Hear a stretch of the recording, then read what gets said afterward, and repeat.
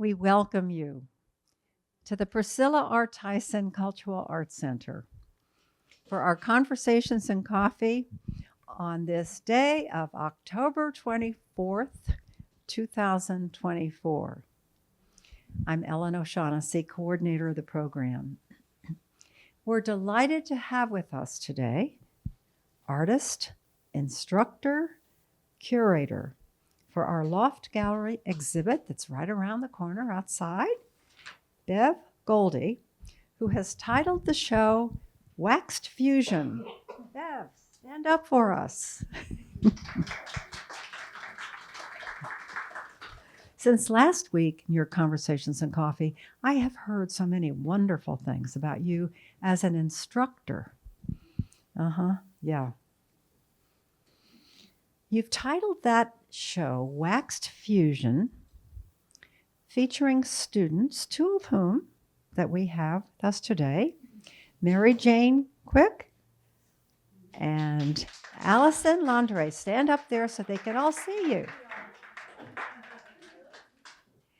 Your art has been created in classes of Encaustic art here at the Cultural Arts Center, again, taught by instructor Bev Goldie. Encaustics is an ancient art that means in hot wax, and it incorporates plant resin with beeswax. It's from ancient Rome. Bev, our curator, has been creating art since she was 5 years old, influenced by her aunt as she was growing up. Bev stayed true to this early call to art and majored in art at Wittenberg University and was certified to teach K through 12 upon graduation. As she was raising her family and starting her own decorating business, she took many classes here at our beloved Cultural Arts Center, mostly in oil painting. She's received many awards, commissions, and clients as an oil painter. While on a trip to New York City, she was exposed to a work of encaustic art in a hotel lobby and was transfixed. She vowed to know more from that point forward and took steps to educate herself about encaustics. She took a 3-day workshop offered at the Cultural Arts Center taught by Chicago encaustic artist Sarah Remmer. She made 7 pieces in that workshop, 2 that won awards and were purchased. It was a catalyst to her journey in teaching at the Cultural Arts Center and becoming a professional encaustic artist. And we are truly gifted by you as an encaustic artist, by you as an instructor. Bev received 5 individual professional artist grants from the Greater Columbus Arts Council, attended the Encaustic Artisan Expo held in Santa Fe, New Mexico. Her work since then has been exhibited there, and 1 piece is in their permanent collection. The newest tower of the Hilton Hotel also has a 4-foot by 4-foot work of Bev's. A Worthington office lobby has 2 enormous reproductions of her encaustics, and she has just completed a 5-foot by 3-foot encaustic commission for a renovated Dublin home. Bev has received many awards and been juried into many local, state, and national exhibitions. Wonderful. Congratulations, Bev. Wonderful.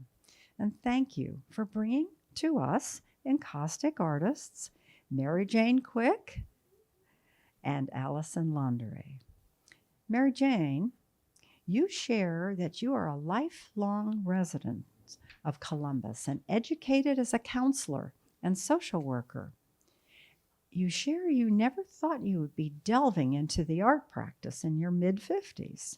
As a child, Mary Jane said she got a C in art class. And in junior high school, which she interpreted as not being a good art. And she basically put all crayons, markers, and pens down. Away.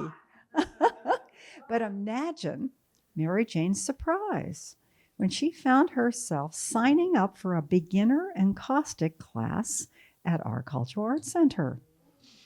While pursuing art booths at Columbus Winter Fair, Mary Jane came across Marge Luttrell's Encaustics. She decided that day to learn how to do this art media. Since taking that class twice, she's taken to online learning classes with a variety of classes that include encaustics, watercolor, and collage. Mary Jane shares that as a feminist, her art revolves around female experience, nature, and the challenges of living in an out-of-balance world. Her exhibits have included the Lesbian Visibility Week 2023, 50 lesbian portraits, Stonewall Columbus, Women's History Art Show at Stonewall Columbus, Art for Life 2021 Columbus, entitled Bridal Truth in Mixed Media Encaustics, and Women's History Art Show 2020, Stonewall Columbus. Mary Jane, wonderful. So glad you followed your call to art and let go of that early experience of being a C grade. Very long time. Well, you take on the 5 stars of grade A now, huh? Allison Londeree, you are an encaustic artist and data scientist with a PhD in social neuroscience, and you've recently decided to swap your computer for a hake brush. I had to look that up. Yeah, hake, is that how I say it? A hake brush. While Allison's professional life revolves around analysis and numbers, she has plunged into the colorful world of visual arts, rediscovering her playful side in the process. Over the past year, she's explored various artistic disciplines here at the Cultural Arts Center, refining her skills in watercolor and ceramics. Yet it is encaustics that has truly stolen her heart. Because she says, who wouldn't want to experiment with hot wax? Amid a significant life transition, Allison realized that the expressive nature of art was a vital part of her identity that had been left unexamined. Though creativity is a key part of her daily work, she longed for a more hands-on outlet. This revelation led her back into the art world, where she finds joy in creating, experimenting, and getting a little messy, she says, huh? Each piece she crafts is an exploration, seamlessly blending her scientific curiosity with her artistic instincts. A significant influence, and I think this is beautiful, in Allison's artistic path is her father, a photographer whose work bridges the technical and the organic. Her ability to capture the structured forms, his ability to, of buildings alongside the soft beauty of Midwest farmland has profoundly shaped her perspective. This contrast, she shares, inspires her to explore the delicate balance between the rigid and the fluid in her own art, weaving narratives that connect these two realms. Allison shares that she's most grateful to Bev Goldie for her invaluable introduction to the encaustic medium and her supportive teaching style. Allison looks forward to sharing her unique perspective with us, with the world, one waxy creation at a time, she says. And Allison, we look forward to this beautiful sharing. Bev, Mary Jane, Allison, so happy to have you with us on this October day, sharing your beautiful paintings. Mm-hmm. Thank you so much. Thank you, everybody, for coming today. And hello, Instagram world. This week, I'm a little bit more organized and have many slides to show the actual process of encaustics. For those of you who might have been here last week, Last week we talked about more advanced levels, using blowtorch sometimes, setting things on fire, which we can't necessarily do at the Cultural Arts Center, but both of these courageous women had blowtorches in their hands. And I even have a picture of, well, I don't think I have a picture of you with the blowtorch, Allison, but I do have a picture in my presentation of you at the last workshop. So both of these artists have progressed in what they've been learning here at the Cultural Arts Center.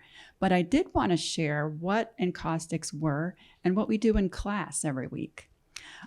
So just start out. They're molten resin, wax and resin. It's beeswax that's had all of the pollen taken out. So it's not the brownish colored waxes that you might have seen before. And it's not soft. It has resin in it, which is a very hard, shiny surface. So when you mix those two together, melt them together, they turn into a tile-like, much harder surface that you can't, it doesn't melt on your wall. It's not like crayons or like candles. So they last so much longer because of that too. As in examples of what they've unearthed, the picture out in the lobby shows a sarcophagi that's lasted for 2,000 years in full color. And the reason it's lasted in full color is that they used pigments. And pigments are different than dyes. Dyes are usually, they lose their color over time from the sun, but pigments are like stones. So they're crushed up stones, and you don't see stones losing their color over time. So that's what's a little bit different and why they've lasted for so long. But for class purposes, this is what it looks like when you're melting it in a pan. And it's so fun just to watch different colors mixed together. And it hardens in about 30 seconds.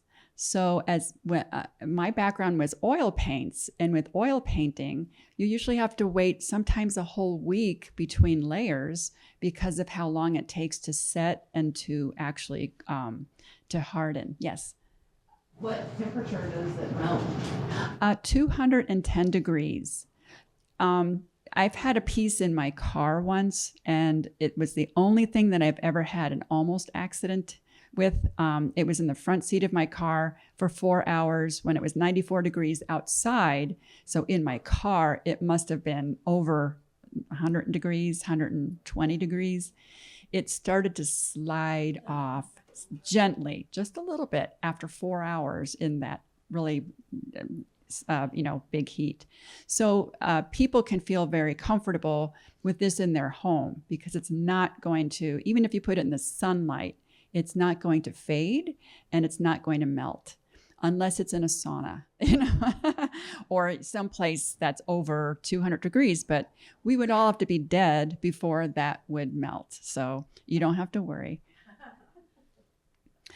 So I've been doing encaustics for about 6 years, and I make very large pieces, which needs a lot of wax. So over time, I've learned how to make my own wax from scratch and also make my own colored waxes. And being an instructor at the Cultural Arts Center has allowed me to have some studio time of my own, where that whole downstairs area, I can set up shop. And I make my own, you can see the silicone forms. They actually are used for baking because they can accept heat up to 500 degrees without melting. So I can pour that molten wax into those and pop them out within 15 minutes. And then they form these lovely little, they look like hockey pucks a little bit, or ice cubes. But it's really fun to be able to do that and use all of that wax. But you can purchase it in all different colors from any, Amazon, Blix, or Jerry's Artorama. In these little, they look like little soap bars.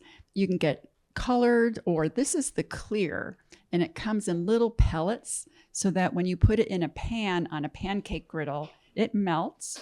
And then you use a brush to brush it onto a board. Clear as a base coat? Not necessarily, but yes, in many instances we do. And I'll show in a minute what we actually do, the techniques that we learn in an 8-week session. And, sometimes I bring in pieces that have been shown or exhibited of my own that show other pushing the boundaries for that particular technique.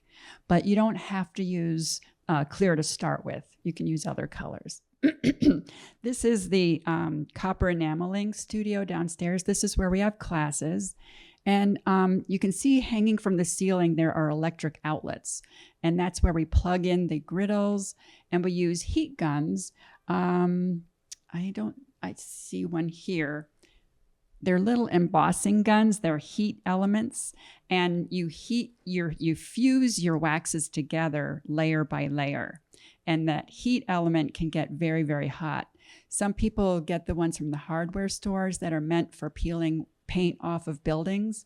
That's why we learn about safety a lot in this class, because you can really burn yourself. Or if you're looking at your stuff and you go, oh, I don't know if I need, and you're burning the person next to you, we need to remind people that you have to be very cautious with your tools, and then how not to burn yourself. This was from this very last session. This was one of our beginner artists, Carol, and she has never used a heat gun before, and she created these 2 pieces that are in the gallery.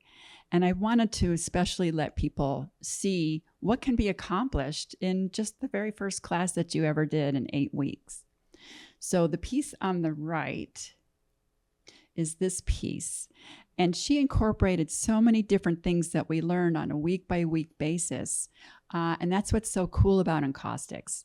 You can use it with collage elements that are mostly paper. They have to be organic. So it can't be acrylic or man-made. So glass usually doesn't work well. Plastic, you cannot, because when you fuse it, it'll melt the plastic. And same with the brushes that you use. There are certain brushes that are only the types that you can use, because otherwise they'll melt in the wax or as you're fusing it. But she also stamped some items. She did a stencil. She drew on top with a type of a soft crayon that's meant just for on top of encaustics. Let's see what else she did. She has different colors. She used India ink. She has some gold metallic up here that you can get with a foil that we have, that you just take a ballpoint pen, push down on this piece of foil, and it leaves the gold on the wax. The red one, what is it? Acrylic? When we first start in class, it's on watercolor paper, and that was used with Tombow, which is a marker that when you add water to it, it disperses the ink into watercolors. And you can get neon, beautiful colors. That's the very first class. Everybody does that to start out with. And that's their base. And somebody asked about putting a clear coat first. And that first class, we all learn how to apply wax successfully.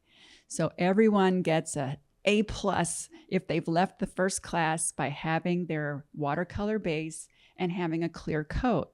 Many people go beyond that first class, but I want people to feel that they've actually done something that very first class. They can start to add stamps. There's rubber stamps that we have in class and stamp pads with archival inks. Anything that we do or that I show always has to be archival, because I want it to last. I create in order to sell, and I want people who are buying them to know that they're going to last. So when I teach, I like to show archival methods, not just something crafty. You can still do crafty kinds of things. When I say crafty, just fun little things that might be fun to hang or give as a gift. But I want people to look at this as a fine art. And that's why we go a little bit further than just doing a one session. We're doing 8 weeks of this so that you really learn lots of different things about encaustics. Valerie has work outside here, and she's also gotten into quite a few different methods and techniques. She's added jewelry, and she's added, looks like another frame on top of something, and then added wax to that. So you can add cardboard, you can add wood, you can add, just about anything, paper mache that's already dried. But all sorts of paper elements. And she likes to do very textured work, which is very fun. Kristen has her work right outside the door here, and we'll be able to see some of these outside over here afterwards. But these were little, I think she had been in the hospital, so she had a lot of these, what would you call them? Pads for, in the hospital, they would be like a little, what would they be? Gauze pads? Gauze or cotton, but she had a whole bunch of them. So she used them as part of her background. And then she poured some wax, and you'll be able to see she used graphite powder on top and fused that together. And those simple elements made a fantastic piece right outside the door here. And the other two pieces, she added pan pastel. She's a pastel artist. So she was incorporating her first love into her work. Jay is one of our for the very first time taking a class, no less an art class, no less an encaustic class. So look at everything that he did. These were his pieces here. And he even got them framed. But he really took to heart every lesson that we did, so that he tried it. And then he went a little bit further with it and added his own voice to it. So and he was just so exuberant and had such a good time. I really enjoyed Jay. And his partner, Jay. I don't know how that works, the Jays. He did these 4 pieces here in a totally different voice. And when I say a voice, that's his technique, that's his methods. His colors were totally different. I think he had a little bit more of an art background, so he was able to blend different colors and had access and could do more graphic design. So he incorporated those into his work, and you'll see some of his outside too. Kristen, this was a first time ever for her, and this is hard to see, and it's really too bad that she didn't bring her pieces the time that we needed for hanging them.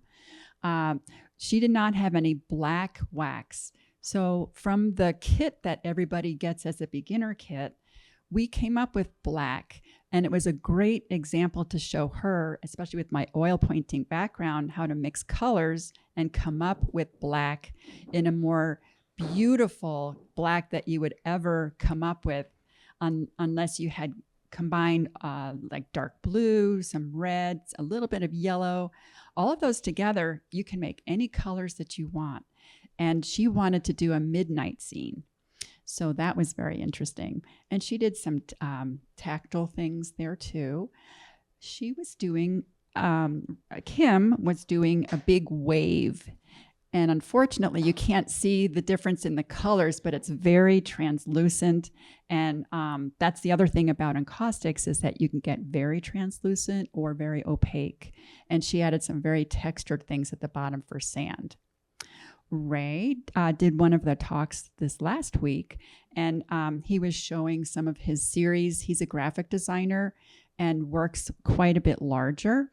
And it's so cool. People learn from each other in class, and he likes to embellish those photos. And here's Allison. She's going to talk to us in a few minutes a little bit more about her work. But she's the one that they branded the show with her piece because it was so awesome. This one right here. So all the posters have her piece on it, but she'll tell a little bit more about that too. And here's Mary Jane in the middle. Her work is the 3 on the back there, and she's going to tell you a little bit more about it. This is the reception that we had when it first got hung, and quite a few friends and neighbors and art enthusiasts were there. It was fun. And last but not least, at the workshop where there were blowtorches and shellac, Allison is hiding in the back. She's going to show a few pieces that she actually did there. I see two of the ones that she brought with her. That with the blowtorch workshop, we do that elsewhere just because you need a lot of open doors and fresh air. When Hurricane Helene was here the weekend with all the rain, we were here in a nice big barn getting to create and opening up that door there to do that. And this has nothing to do with Encaustics, but November 1st and 2nd, the symphony is going to have pictures at an exhibition. And I had a piece from a ways back that I had created, and it's the very first opening of the score of Pictures of an Exhibition. And when I told the symphony about that, they said, oh my gosh, you have to have that in this show.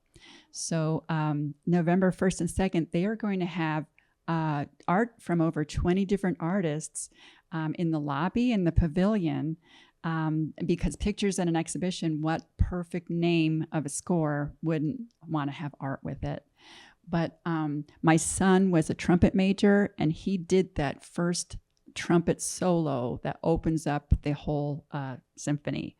So this was for his apartment, and he was here for a year and then went to China, to South Korea, to the Dominican Republic, to Alaska and Germany. So he couldn't ship a 6-foot by 2-foot piece. So I reclaimed it, had it in an exhibition, and my pastor and his wife purchased it. They were both music majors.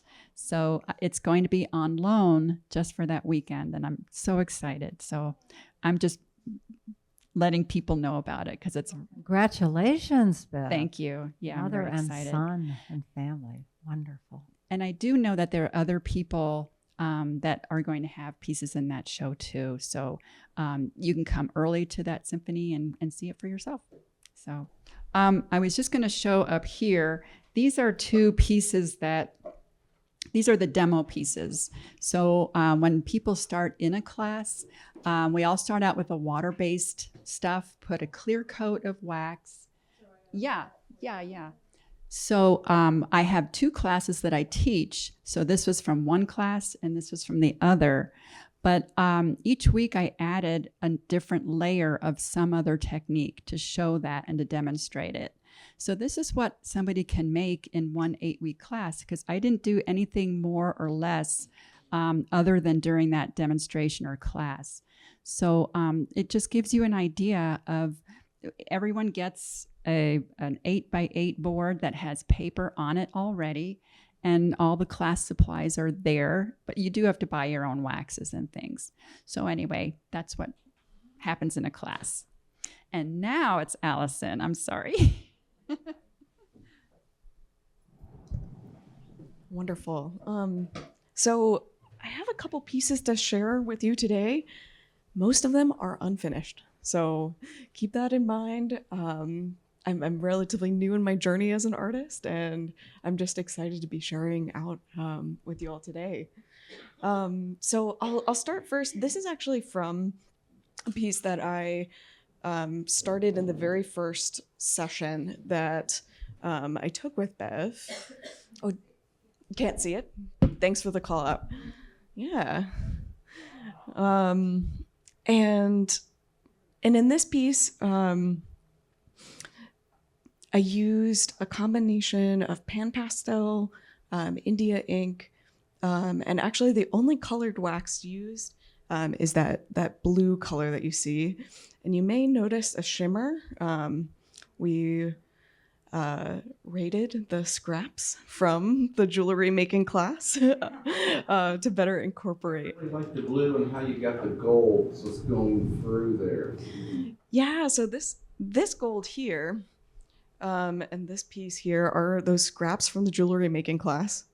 And some of the additional gold is applied through Gideo, which is type of like metallic film that can be pressed directly onto the wax. How do you do that? honestly just with like a ballpoint pen, and then literally just kind of tracing around the elements there. And so yeah, even though this was created in my very first class of Encaustics, I don't know. I think it speaks to Bev's point of that you can really do a lot even with a short period of time and a moderate level of knowledge about the medium. So definitely a very approachable medium. If you want to try something new, want to play, it's the medium for you.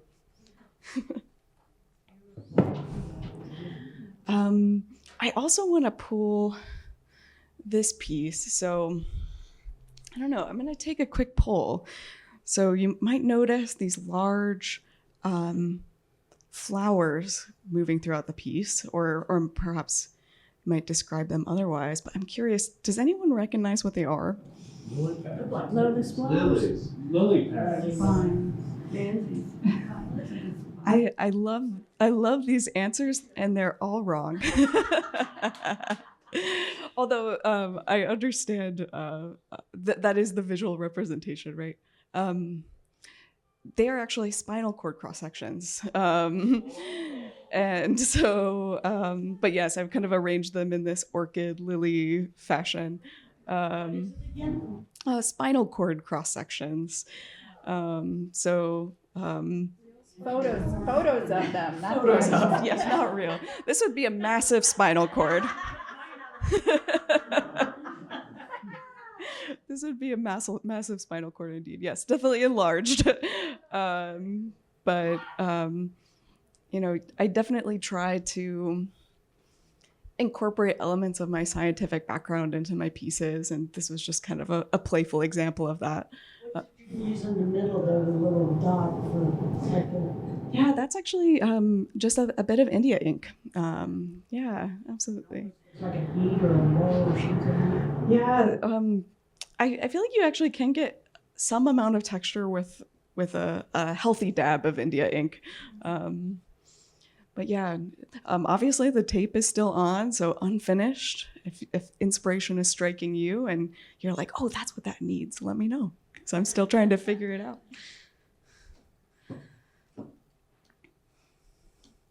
And then let me also show, we'll do this shellac burn piece. So this was a piece that I created at the shellac burn workshop that Bev hosted several weeks ago. And so this was my first time playing with the blowtorch. And how the blowtorch is used here. So, well, let me kind of talk you through the construction of the piece. The base layer is this kind of colored blue wax, and there was a slight kind of accretion technique applied there as well, which basically means layering wax on top of itself to create a large amount of texture. And you'll be able to see that in more detail in some of my pieces that are in the exhibit.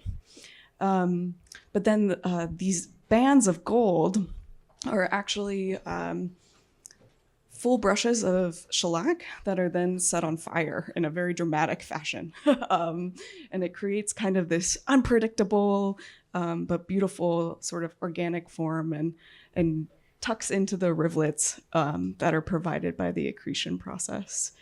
And so, yeah, I feel like I'm so inspired. I went out after and I purchased a blowtorch, and I'm just excited to play more. And then additionally, there's some gold flaking here applied with a gold foil. So when you say a blowtorch, is it like what they have in the jewelry department that Christine just purchased? I don't know, they're blue propane tanks with a swan neck blower. Okay. I don't know. I have a small one. I'm asking where I start my fires in my the fireplace with. It's just a small tank and Oh, no, these are huge. These are big girl ones. Big girl ones, Yes. I love the big girl ones. Although we did play a little bit with the smaller size ones, and those are really helpful for a high level of control. So if you only want to melt a little bit, you can can do that with the tiny one. That's exquisite. Thank you. Thanks. Again, unfinished. So.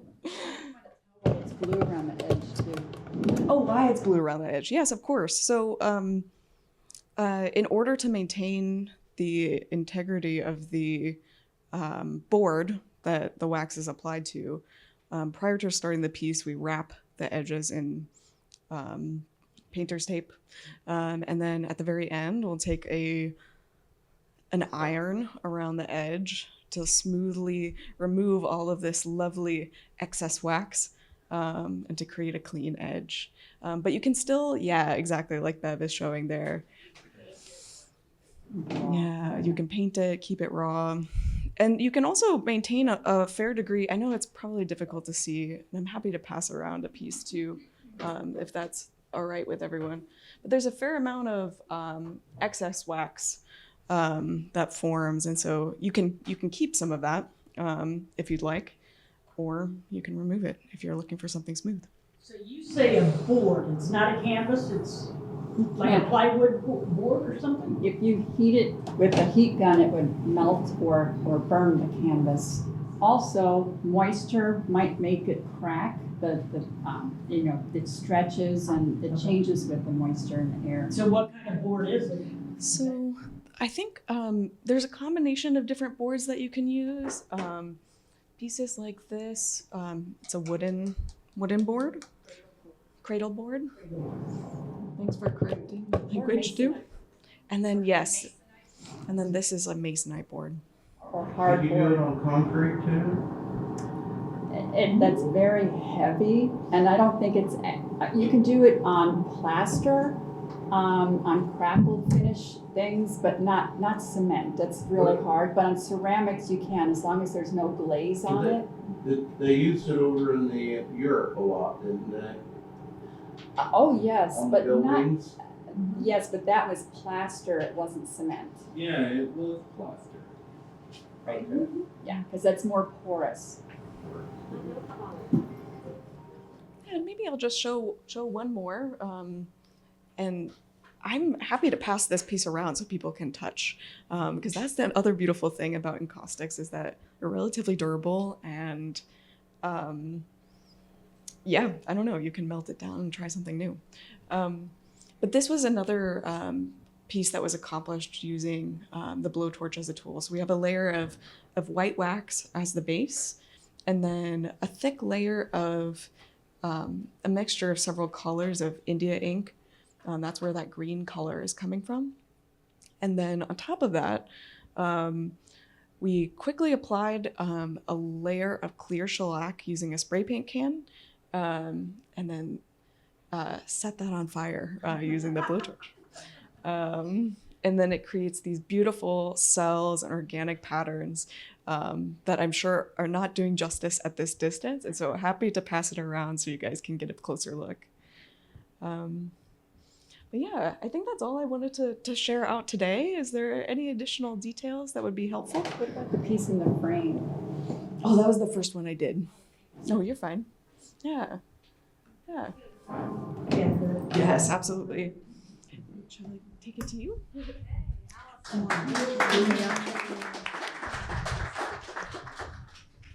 We may need 1 second to get it together. Okay, I'm Mary Jane Quick. Thank you all for being here today. I think what I want to start with, which Ellen did talk about in what I had written, is how art can surprisingly come to you, and I had no interest whatsoever in art. I loved it. I would go to art shows and I would go to Winter Fair, and I always wanted to support artists, but never perceived myself as an artist. And so it's an opportunity to think. It's like that big question of who am I, right? Who are we? And I really identified as fun. I like to play. I like to, and I was really, really committed to my work as a social worker / counselor for Columbus City Schools. So really, when this piece of this artist it was a pivotal moment for me of like, having the opportunity simply to expand who I am and to put me in a position of being a child again, because it's really scary to learn something new, right? I remember once I turned to my partner, I was like, I have to learn how to do this. I have got to learn how to do this. And it took me a year to enroll into Bev's class because of my own procrastination. It would be there, online, there's her class. And then I'd wait and then it'd be full. And that happened twice. And so it was still in my head that I still have to learn how to do this. So finally getting in, it had been close to a year and a half from the first time I saw that piece of encaustic art at Winter Fair. And so she sends out this list of art equipment that we have to buy, and I don't know how to pronounce hardly any of it. A hawk brush, and there was gouache paint, which I was asking, gouache, and I think I was like, Gayote paint. I'm asking the person to help me find, it was like I was trying to pronounce it totally wrong. And then she said, oh, you want gouache? And I'm like, I guess so. So it really was so meaningful to me to be able to go to my first class and be so supported by Bev and recognizing she's never taken an art class. You asked me, you've never taken an art class? I'm like, no, I've never taken an art class. And she actually taught me about the lesson of threes. And that was huge because I think I would still be putting everything right in the center. And so there's so much to learn in this class, and I'm just really grateful. So I have to say, all right, so here's my art room.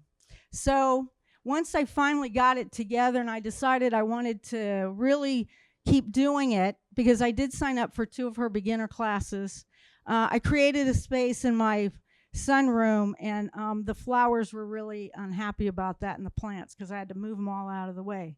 So anyway, this is my art studio, and whoops, this is what used paint really looks like. It's a mess, and but I'm always constantly in trying to keep it somewhat clean, but it's not an easy task.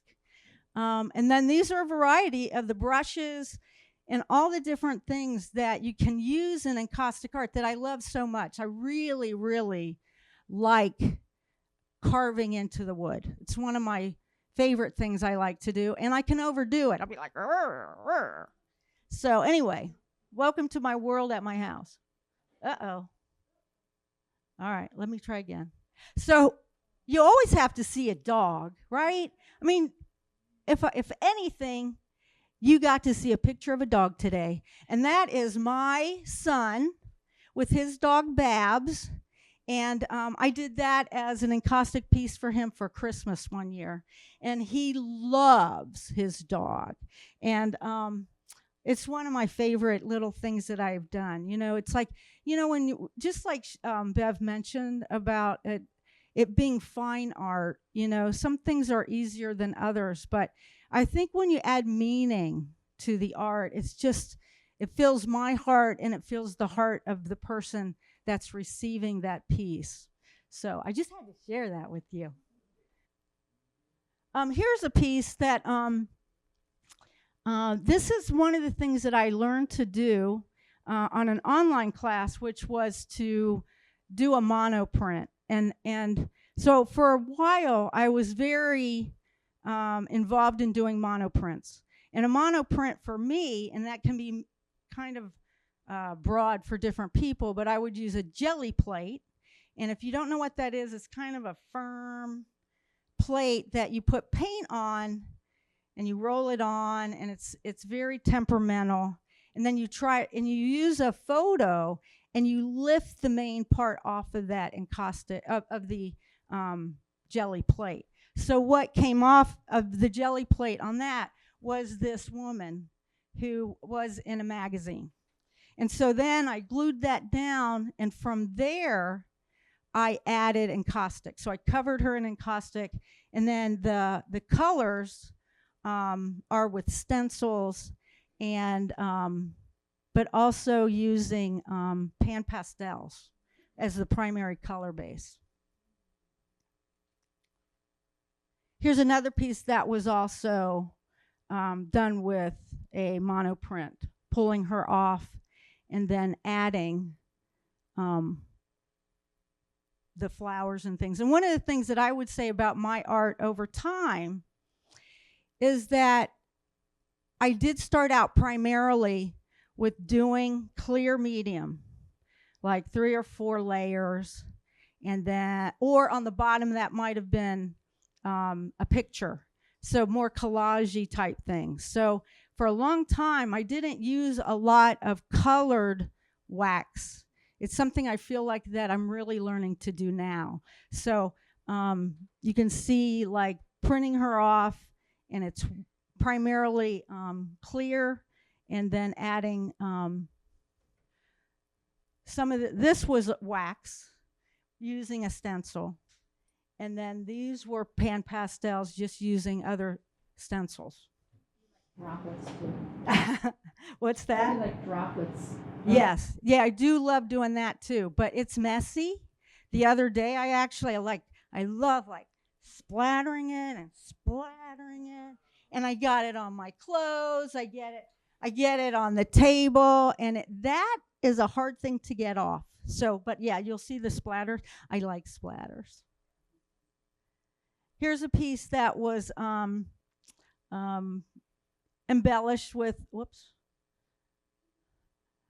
that was done with a picture, and then most of the other was colored wax, different colors of blue.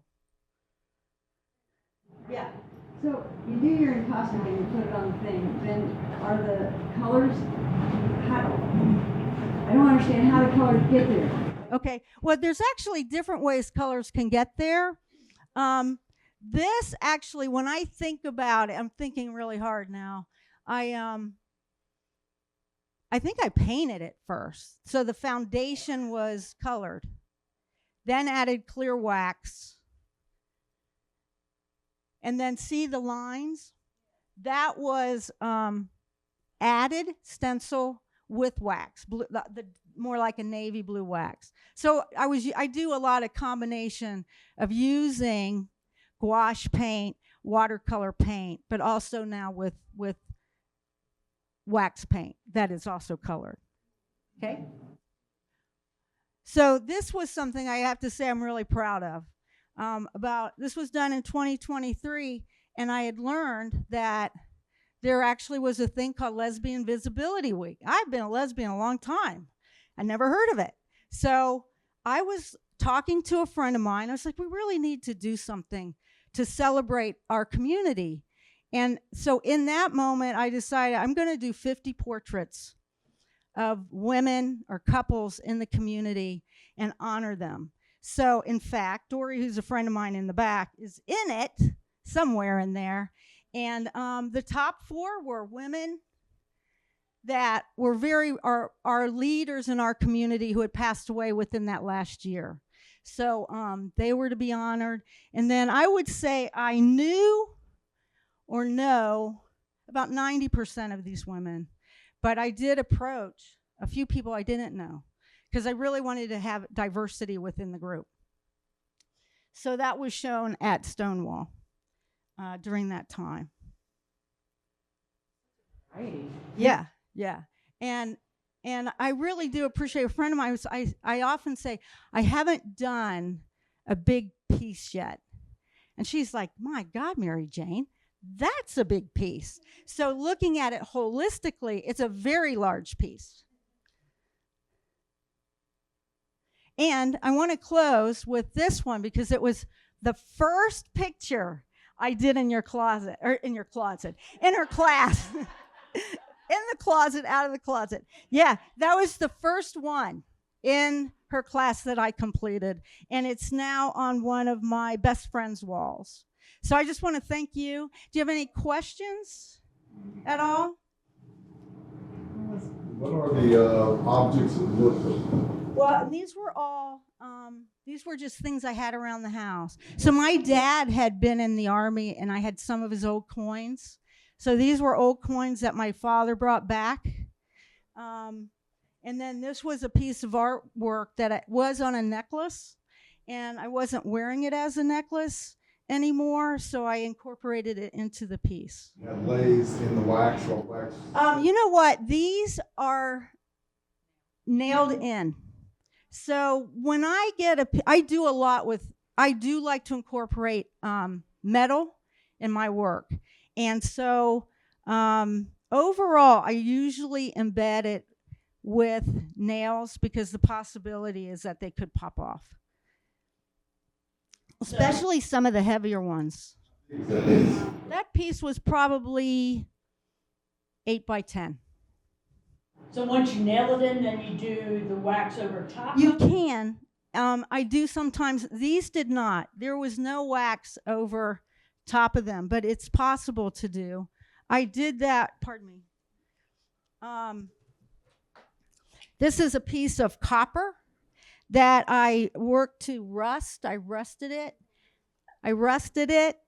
It's not embedded with a nail. It's actually really light. So I actually glued it and then waxed over it. I think it should be okay. We'll find out. That's right. We go into the loft gallery. Would you like to do it that way, Bev? All right, lead us. Show their work. Show your work. So you'll notice that both this piece and this piece have this beautiful thick layer of wax, and that's created through a process called accretion. So accretion is this process of overlaying wax repeatedly using a dry brushing technique. And so an initial texture is formed on the wax by using a kind of a thin mesh wire. Then that's removed, and then over the process of many layers of wax, this texture is kind of built up. And the color here, this is actually almost all clear wax, but the color is from different layers of India ink, as well as sometimes a thin layer of white wax. And so both of these pieces were accomplished through that technique, and I love the organic nature of it. I love the dimension that it can bring to a piece. And when you're working with a medium like Encaustic, I don't know, playing with texture is really unmatched, untapped. Then this piece in the middle is a bit of just a pop piece, but it kind of shows some of the diversity that you can do with Encaustic work.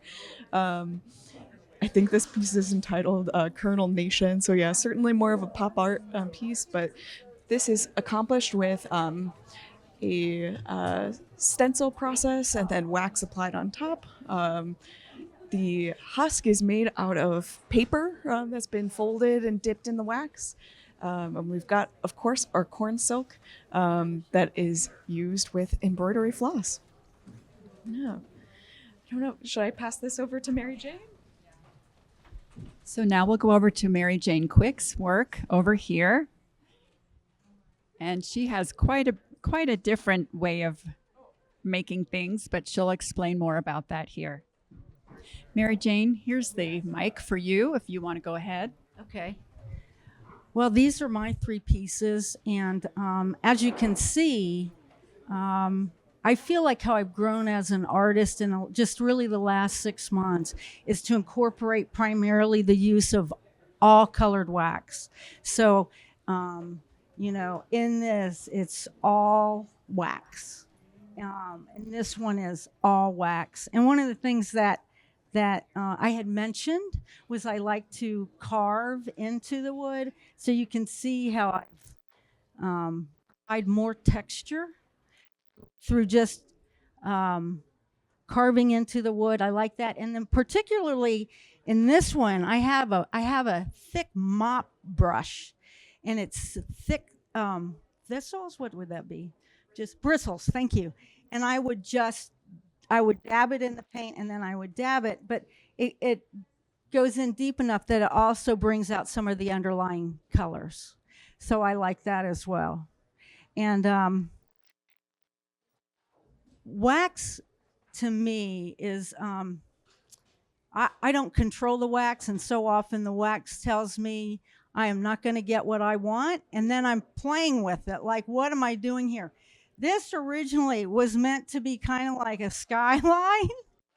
And as you can see, over time, it just started moving all over the panel. And so I just had to follow it. And so then getting towards the end, I don't use red very much. And so it's like, I need red in this. Was emerging, and that just really was fun because I had just been reading a book about witches. So in that book, it was really interesting because witches weren't bad like how we connive them in our daily lives, but they were using the power of fire in a really self-care way. And so it connected, that piece of work connected to me what that book meant to me as well. So as you can see in the middle, it's much smoother, and where these have a lot more texture. But I add a lot of branches in some of my work. I make spirit dolls, and in their creation, I use a lot of branches. And then I thought, well, I can add that to this piece, and it winter was on its way, that kind of cold, everything is clear, and that's how that piece came about. So, any questions? Thank you so much. Exactly. It's coming, maybe. Thank you. Yeah. Thank you so much. Thank you. You're a great team here. Yes. Yay. Over here. Woo!